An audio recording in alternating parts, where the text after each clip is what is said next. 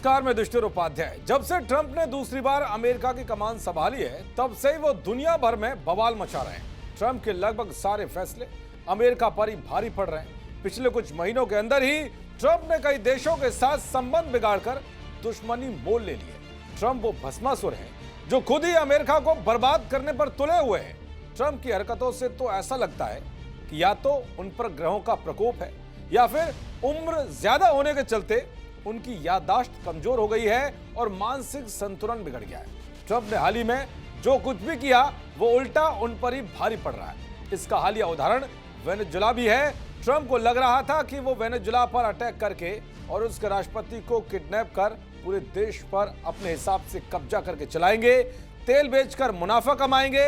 लेकिन हमले के कुछ ही घंटों बाद सब कुछ बदल गया, क्योंकि यहां मादुरो के बेटे की धमाकेदार एंट्री और डेल्सी के अंतरिम राष्ट्रपति बनते ही फिर से वही हालात बनते हुए दिखाई दे रहे हैं जो कुछ दिनों पहले मादुरो के दौरान थे। और मादुरो की रिहाई की मांग भी तेज हो गई है, यानी कि ट्रंप के वो मंसूबे फेल हो गए हैं जो उन्होंने वेनेजुला को लेकर पाले थे। लेकिन अब ट्रंप ने एक और ऐसा कदम उठाया है जो अमेरिका नहीं बल्कि रूस को मजबूत करने वाला साबित होगा, क्योंकि ट्रंप का कदम अमेरिका पर 32 देशों से हमले करा सकता है। दरअसल वेनेजुला के बाद ट्रंप ने ग्रीनलैंड को हथियाने की कोशिशें शुरू कर दी हैं, लेकिन अब ऐसा करना ट्रंप को मुश्किलों में डालने वाला है। ग्रीनलैंड के मुद्दे पर कैसे ट्रंप बुरे फंस गए, आइए आपको बताता हूं। दरअसल चारों तरफ से समंदर से घिरे दुनिया के सबसे बड़े द्वीप ग्रीनलैंड पर ट्रंप कब्जा करना चाहते हैं।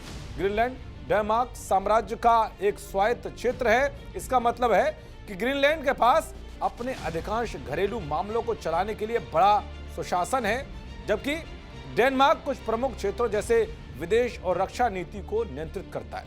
ट्रंप ने हाल ही में यह अल्टीमेटम दिया था कि वो 20 दिन के भीतर ग्रीनलैंड पर कब्जा कर लेंगे। ट्रंप के इस अल्टीमेटम ने यूरोप में खलबली मचा दी है।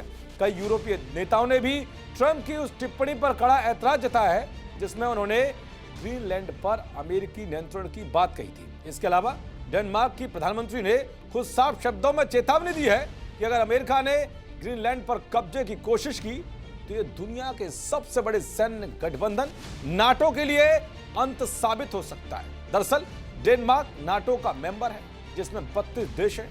1949 में शीत युद्ध के खतरे को देखते हुए अमेरिका ने ही ब्रिटेन, फ्रांस जैसे यूरोपीय देशों के साथ मिलकर नाटो का गठन किया था। उस वक्त सोवियत संघ यानी रूस के दबदबा को रोकने के लिए नाटो की स्थापना की गई थी। लेकिन अब ग्रीनलैंड के मुद्दे पर यही नाटो ट्रंप के लिए सिरदर्द बन गया है। कहा जा रहा है ग्रीनलैंड पर कब्जे के मुद्दे पर रूस और चीन जैसे दुश्मन देशों से पहले नाटो के 31 देशों से अमेरिका को लड़ाई का सामना करना पड़ सकता है।